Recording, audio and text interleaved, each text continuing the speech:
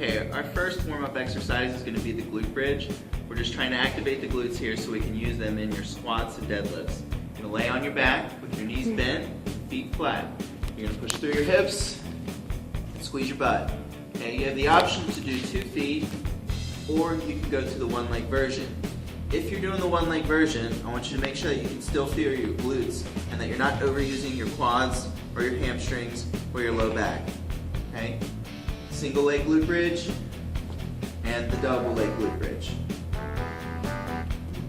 Go. Okay, the next exercise we're going to do, guys, is the single leg lowering.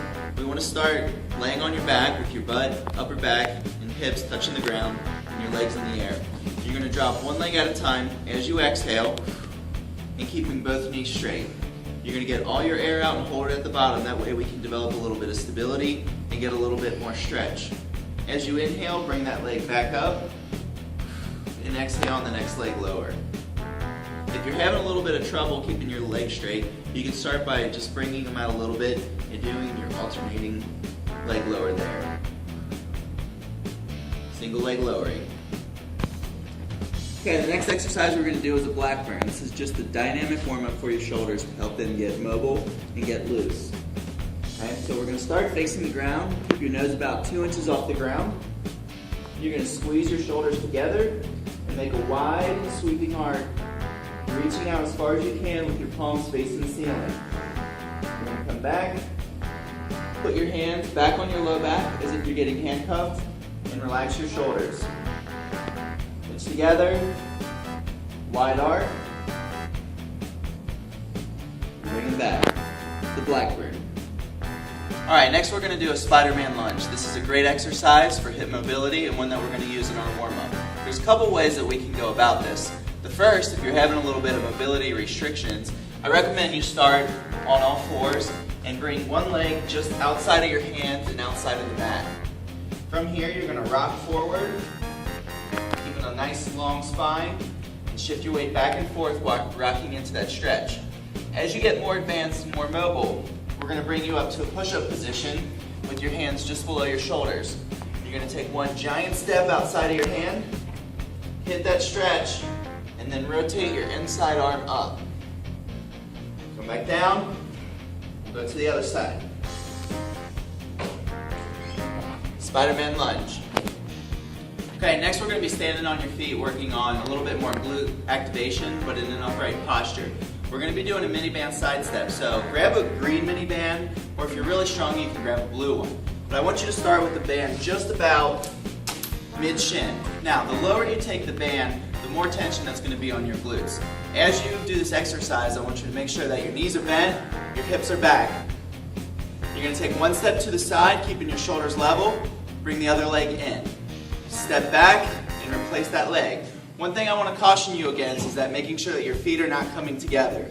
We're going to assume an athletic or shoulder width stance with a slight knee bend. You're going to step and then replace, making sure that your feet don't touch. Mini band side step. Okay, now we're going to return to the walkout with an eccentric push-up. The eccentric simply means that we're going to be lowering. And this exercise is going to help you generate some stability at your shoulders while warming up some of the musculature around there. Some of you guys are familiar with this, but if you don't remember it, we're going to do a nice walkout and then control that push-up as slow and as low as we can go. The deeper you get into the push-up, the slower I want you to go and the straighter I want your spine to remain. So, from the side, you're going to walk out,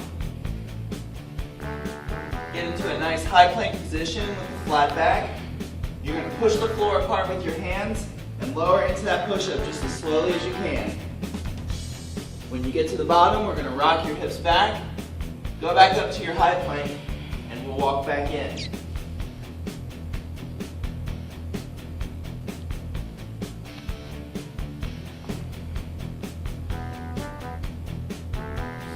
Walk out to an eccentric push-up. Okay guys, next we're going to start to do an air squat. This is a full body dynamic movement, and we're starting to use all the joints that we just mobilized. An air squat is simply a body weight squat. It's a lot easier to say, so we're just changing the language to an air squat. So you want to assume a position with your feet just outside of shoulder width and toes slightly turned out. You're going to be pushing the floor apart with your feet just like you did with your hands in the push-up. You're going to lower your body down into a nice deep squat, Get tall and finish with those glutes we spend so much time trying to engage. Now, if you're a little more advanced, you can go ahead and grab a kettlebell and do a light loaded goblet squat just to make sure you get a little bit more out of the warm-up. Most of you will be just fine doing a bodyweight squat. Okay, air squats. The last dynamic warm-up exercise we're going to be doing is the single leg RDL. We're going to work on perfecting this hip hinge pattern. Make sure that we use your glutes and hamstrings instead of favoring your lower back. This is going to help you with your performance in almost all lower body exercises, as well as setting injury free and having great longevity throughout the workout. So what you're going to do is, from the side, you're going to reach your one leg back to the wall and your arms forward, trying to get your body as close to parallel to the ground as you can. Now some of you might struggle with this, and there's a couple things I want to warn you about. If you really lose your balance, you don't have to go all the way out to parallel. Make sure you just work within a range of motion that you can, where you can keep your body, what I like to say, head to heel, strong to steel. As you get comfortable, you can start to go a little bit deeper, a little bit deeper.